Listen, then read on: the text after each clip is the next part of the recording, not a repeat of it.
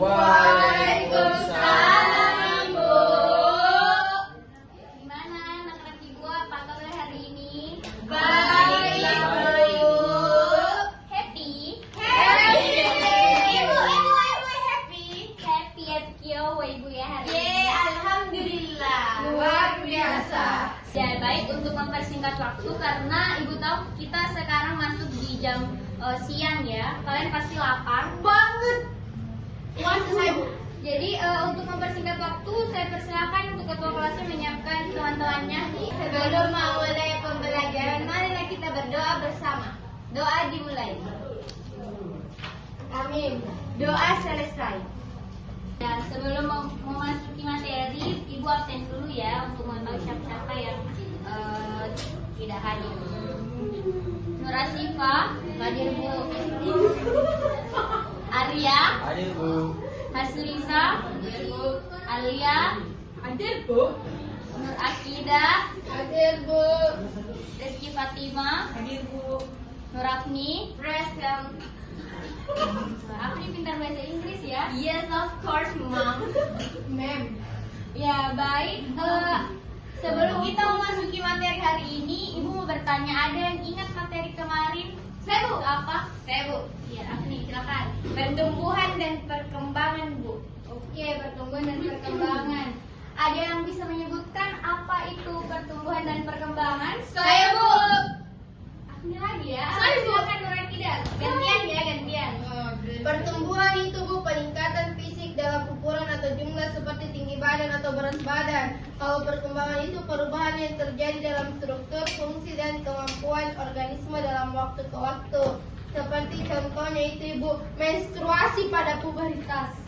Oke, bagus ya. Jadi masih pada ingat materi yang kemarin? Iya, Bu. Nah, sebelum Ibu spill nih, Apa tuh, Bu?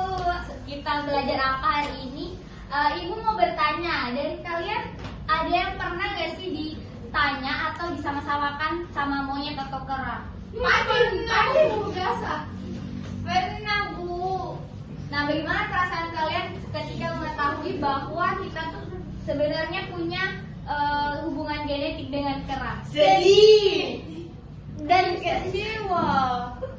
oh, jadi sedih ya disama-samakan dengan kera? Iya, Bu. Ada peliharanya pating, Bu, monkey. Ya, jadi pertemuan kita kali ini itu membahas tentang evolusi. Nah, ada hubungannya juga dengan kenapa kita bisa dikatakan mirip dengan kera atau memiliki hubungan genetik dengan kera. Sama pisang. Ya, jadi pada hari ini itu kita akan membahas mengenai materi evolusi. Jadi sebelumnya itu Ibu sudah membagikan beberapa video pembelajaran ya di LMS kalian yang bisa menjadi bekal awal kalian untuk pembelajaran pada hari ini. Jadi sudah nonton ya videonya? Sudah, Bu. Nah, pada hari ini itu ada 4 tujuan pembelajaran yang harus kita capai. Jadi yang pertama ada peserta didik mampu mendeskripsikan teori evolusi menurut beberapa ahli setelah mendengarkan penjelasan dari guru. Kemudian yang kedua, peserta didik mampu menjelaskan mekanisme evolusi setelah menonton video yang ditayangkan oleh guru. Kemudian yang ketiga, peserta didik mampu menguraikan perkembangan dari teori evolusi setelah membaca bahan ajar yang telah diberikan. Kemudian yang terakhir, peserta didik mampu menganalisis teori evolusi Darwin dengan proses seleksi alam yang terjadi di sekitar kita setelah membaca bahan ajar yang telah diberikan. Nah, ngomong-ngomong tentang evolusi, apa yang terlintas di pikiran kalian setelah mendengar kata evolusi? Saya, Bu. Ya, silahkan Fatin. Kepunahan, Bu. Oke, ada yang lain? Saya, Bu. Ya, silahkan Afni. Dinosaurus. Oke, jadi evolusi pada makhluk hidup itu sebenarnya merupakan perubahan yang dialami makhluk hidup secara berangsur-angsur dalam waktu yang lama sehingga terbentuk spesies baru. Nah, beberapa ilmuwan biologi seperti Charles Darwin ini menyatakan bahwa makhluk hidup selalu mengalami perubahan secara berangsur-angsur dalam waktu yang relatif lama dengan adanya perubahan tersebut sehingga mengakibatkan timbulnya sifat-sifat baru. Nah, jadi sifat baru ini awalnya itu penyimpangan sedikit sedikit dari sifat aslinya. Tapi karena berlangsung terus-menerus dalam waktu yang relatif lama, sehingga ini menyebabkan munculnya jenis makhluk hidup dengan sifat baru yang berbeda dari sifat asli dari makhluk hidup tersebut.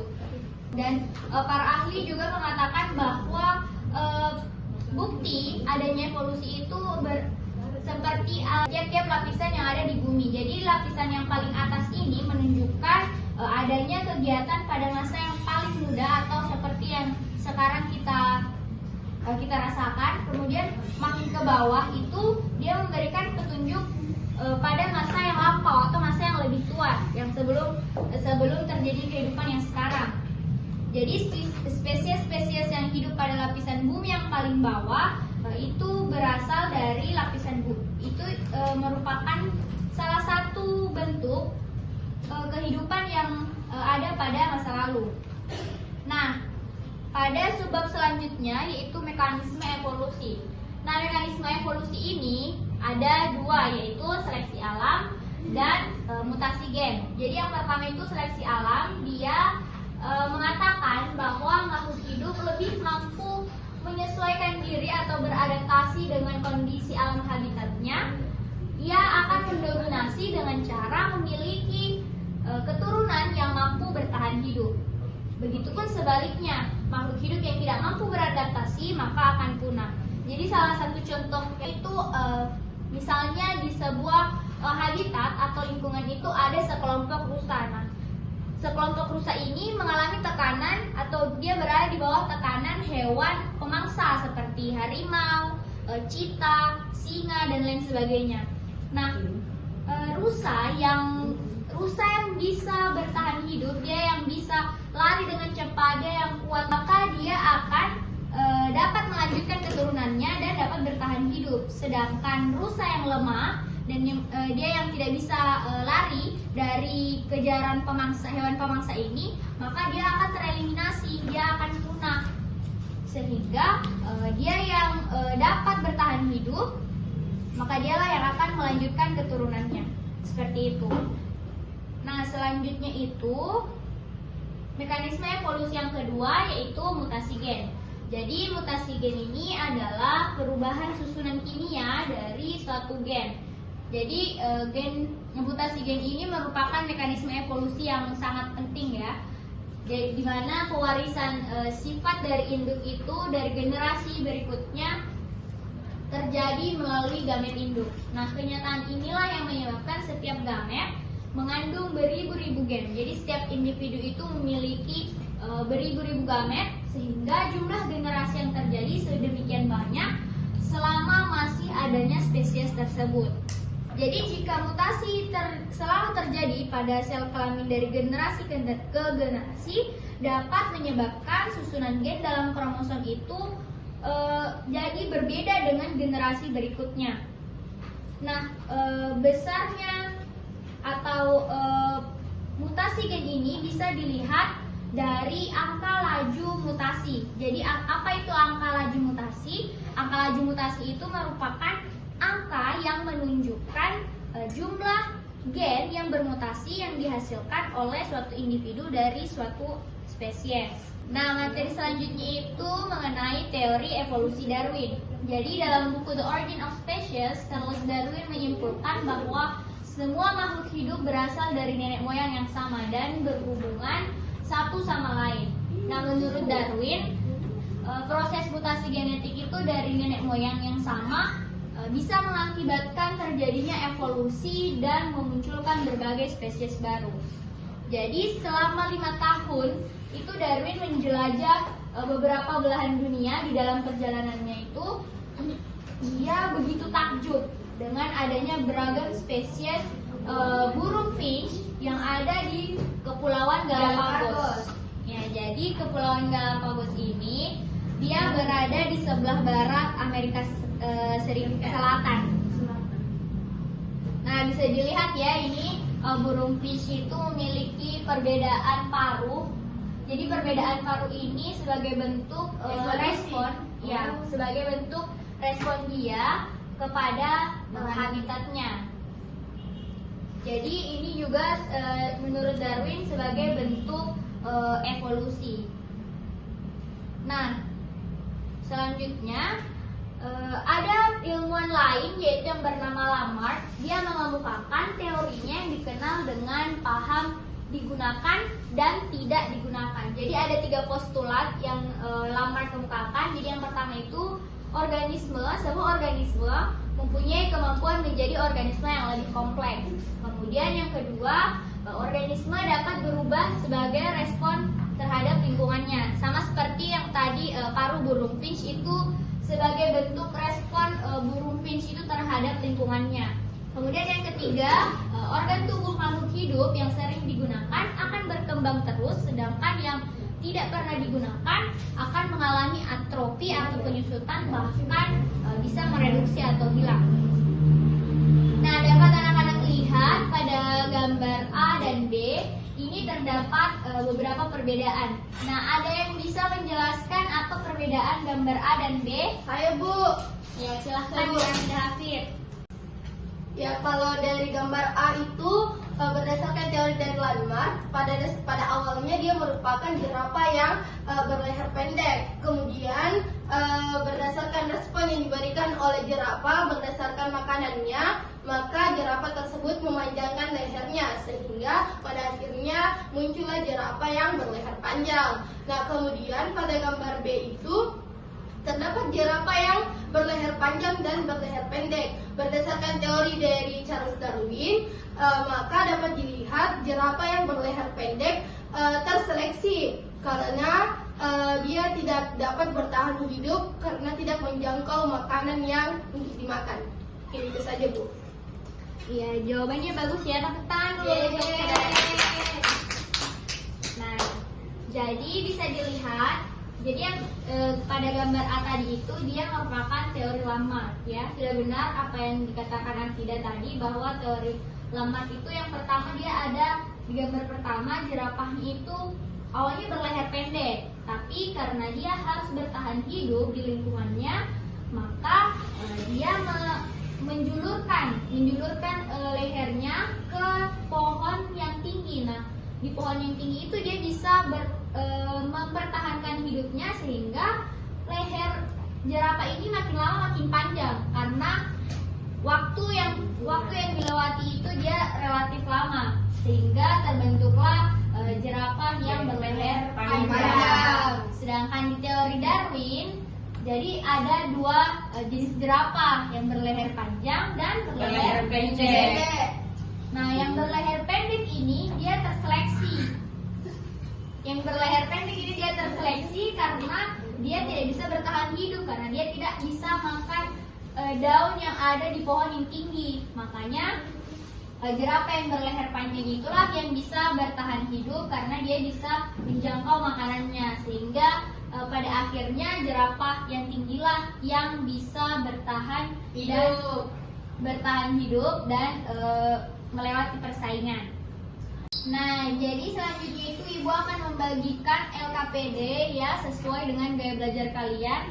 Jadi kan sebelumnya Ibu sudah melakukan tes ya yang Ibu gunakan untuk mengetahui gaya belajar apa yang kalian pakai gitu. Sesuai gaya belajarnya ya. Ini audio ada Akida, Alia dan Lisa. Ya Bu. Kemudian kinestetik ada Fatim sama Arya, dan ini yang terakhir visual Agni sama Astifa ya.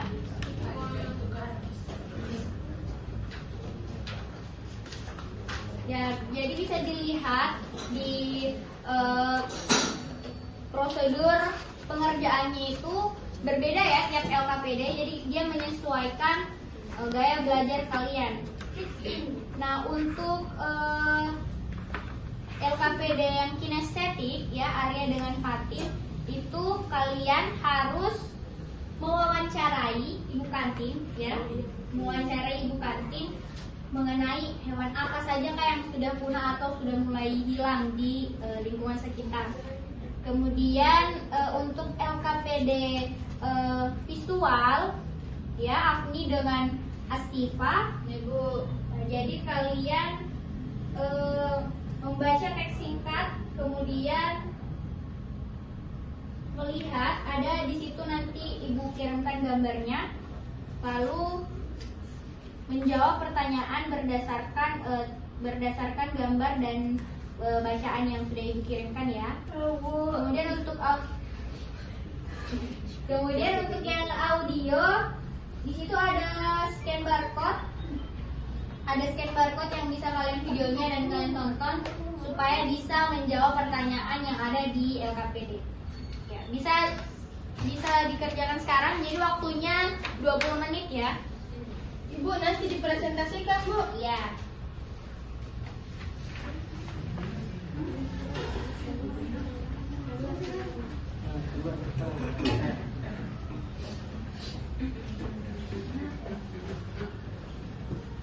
Nanti kembali lagi ke sini ya. Iya, Bu. Kalau sudah selesai wawancaranya.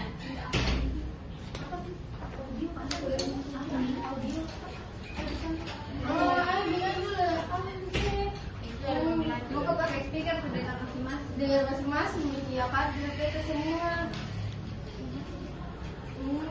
Jadi setelah nonton Bu,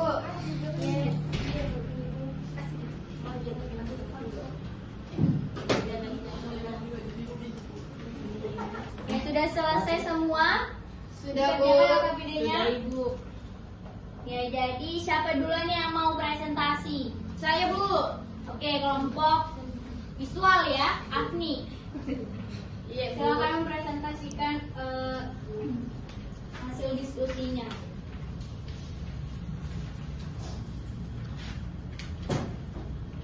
Jadi berdasarkan gambar, yang pertama itu hewan-hewan dapat beradaptasi dengan perubahan habitat akibat pembangunan dengan beberapa cara, antara lain: 1.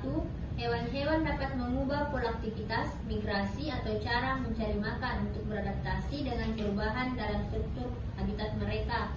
Kemudian beberapa spesies mungkin mengalami perubahan fisiologis untuk mengatasi stres lingkungan baru seperti polusi udara dan kebisingan. Kemudian beberapa spesies mungkin mengalami evolusi cepat dalam respon terhadap tekanan seleksi baru yang disebabkan oleh perubahan habitat. Yang B, setelah adanya pembangunan. Ya, bagus sekali ya presentasi dari kelompoknya Afni dan Siva. Berikan dulu tepuk tangan untuk temannya. Ya, selanjutnya kelompok Bu. Ya, Afida silakan. Kelompok audio Bu. Jadi di sini hasil diskusi kami, para ilmuwan memperkirakan evolusi kupu-kupu berawal dari tekanan para kelelawar dengan penguasaan habitat. Kemudian perubahan lingkungan dapat mempengaruhi evolusi dan adaptasi kupu-kupu dengan memaksa mereka untuk beradaptasi dengan kondisi baru. Contohnya perubahan iklim. Kemudian salah satu strategi spesifik kupu-kupu yang digunakan untuk bertahan hidup adalah mimikri. Itu saja Bu. Ya, tepuk tangan untuk kelompoknya Afida. Nah, kelompok terakhir silakan Arya untuk mempresentasikan hasil diskusinya. Ya, baik, terima kasih atas kesempatannya. Jadi hasil dari diskusi kami yaitu hewan yang mulai mengalami kepunahan atau terkena seleksi alam. Contohnya yaitu anoa. Anoa merupakan spesies kerbau kecil endemik Sulawesi yang terancam punah, yang memiliki ciri-ciri fisik yang tubuhnya itu kecil, berkaki pendek, dan tanduk yang kecil atau bahkan tidak ada pada individu betina. Nah, mereka ini cenderung hidup di hutan hujan tropis, tetapi perusakan habitat dan perburuan ilegal telah menyebabkan penurunan populasi yang signifikan. Itu saja Bu. Ya, itu tadi pemaparan hasil diskusi dari kelompoknya Arya. Tepuk tangan dulu untuk kelompoknya Arya. Ya, dengan berakhirnya presentasi dari kelompoknya Arya, jadi sebelum Ibu tutup, Ibu mau main game dulu ya sama kalian. Ya, jadi untuk games ini, ya, jadi tiap kelompok itu dia menyebutkan dua atau mencari dua kata yang ada pada hidden word ini. Ya, kelompoknya kita dulu. Seleksi Naik alam. dong, naik. Oh, ini Bu. Yuk, seleksi alam. Saya juga Bu. Bu. Oke. Saya boleh angkat satu Bu. Ayo satu, gantian sama teman Evolusi ini Bu. Saya Bu. Lagi saya paling atas keturunan. Baik, Bu. Paling atas keturunan. Oke, Afni maju. Paling atas keturunan. Darwin, Bu. Iya. Saya itu, Bar. Mana Itu, Bar. Keturunan, Bu. Mana lagi? Darwin, Darwin. Darwin, Bu. Arya, kelompoknya Arya Darwin, Bu. Adaptasi, Bu. Ah. Kelompoknya Afni. Kan satu. Adaptasi. Bisa, adaptasi masuk deh. Aduh, Afni. Ini, Bu, ini, Bu, ini, Bu. Lagi satu. Kelompoknya Arya. Bu. Ih, kau Arya. Saya, Bu, mutasi. Saya, Bu, mutasi, Bu. Mutasi. Miring. Itu mana ya? Miring. Ini makanya saya coba Bu. Itu kayaknya. Oh, ini Mutasi. Oke, tepuk tangan untuk semuanya. Saya, Bu. Habisnya. Sudah selesai ya. Nanti pertemuan berikutnya kita main games lagi. Yeay. Dengan games yang berbeda. Nah, dengan berakhirnya presentasi tiap kelompok, maka berakhir pula pembelajaran kita pada hari ini. Nah, sebelum Ibu tutup, ada yang bisa menyimpulkan? Kesimpulan, Bu, saya, Bu. Ya, silahkan Nur Rafni. Jadi, evolusi pada makhluk hidup itu merupakan perubahan yang dialami makhluk hidup secara berangsur-angsur dalam waktu yang lama sehingga terbentuk spesies baru. Kemudian, seleksi alam itu menyatakan bahwa makhluk hidup yang lebih mampu menyesuaikan diri beradaptasi dengan kondisi alam habitatnya akan mendominasi dengan cara memiliki keturunan yang mampu bertahan hidup. Kemudian, mutasi gen adalah perubahan susunan kimia dari suatu gen. Ya, sedikit tambahan dari Ibu ya. Itu tadi kesimpulan dari Afni. Nah, sedikit tambahan dari Ibu. Secara ringkas, teori evolusi yang dikemukakan Darwin itu ada dua hal pokok. Jadi yang pertama, spesies yang berkembang sekarang itu berasal dari spesies-spesies yang hidup pada masa lampau. Kemudian yang kedua, evolusi itu terjadi melalui seleksi alam. Nah, untuk materi selanjutnya itu masih mengenai materi evolusi, tapi subbabnya berbeda. Nanti untuk materi selanjutnya itu Ibu akan kirim di LMS-nya ya, jadi kalian bisa belajar terlebih dahulu sebelum masuk ke materi selanjutnya. Oke? Oke, Bu. Cukup untuk hari ini ya. Ibu ucapkan terima kasih kepada kalian yang sudah antusias untuk belajar hari ini. Ibu. Kurang lebihnya mohon dimaafkan. Ibu tutup dengan ucapan wabillahi taufiq wal hidayah. Wassalamualaikum warahmatullahi wabarakatuh. Waalaikumsalam warahmatullahi wabarakatuh. Terima baik, pertanyaannya itu apakah model yang digunakan ini sudah efektif untuk menjelaskan materi dari evolusi mengenai Charles Darwin dan Landmark? Kemudian saran juga untuk Akmala, yaitu ketika selesai presentasi alangkah baiknya ketika ada pertanyaan yang diberikan oleh sesama kelompok. Ya, mungkin itu saja. Ya, saya ingin bertanya kepada Saudari Akmala Uyun. Jadi pada modulnya ini kan ada tes sumatif. Jadi pertanyaannya itu kapan diberikan tes sumatifnya ini kepada siswa? Ya, terima kasih. Ya baik, terima kasih atas saran dan pertanyaan yang telah diberikan teman-teman. Jadi pertama saya akan menjawab pertanyaan dari Saudari Nur Akidah Hafid. Terima kasih atas saran dan masukan yang telah diberikan tadi. Kenapa atau apakah sudah efektif menggunakan pembelajaran problem based learning pada materi ini? Menurut saya sudah, karena pada tujuan pembelajarannya sendiri pun dia itu lebih menekankan pada berpikir kritis. Nah, ketika bisa dilihat pada tujuan pembelajaran yang keempat itu dia mampu menganalisis teori evolusi Darwin dengan seleksi alam setelah membaca bahan ajar yang telah diberikan dengan benar. Jadi ketika sudah diberikan bahan ajar dengan menggunakan model problem based learning ini, siswa mampu berpikir atau mendiskusikan hal-hal atau apa yang terjadi pada sekitar mereka tentang proses seleksi alam tersebut. Mungkin itu saja yang dapat saya sampaikan. Langsung mau. Ya. Kemudian Pertanyaan kedua dari saudara Arya, kapan digunakan atau kapan dilakukan tes sumatif? Jadi tes sumatif ini saya jadikan sebagai post test dan saya berikan nanti ketika materi evolusi ini sudah selesai. Jadi dia sebagai ulangan harian seperti itu, evaluasi ulangan harian.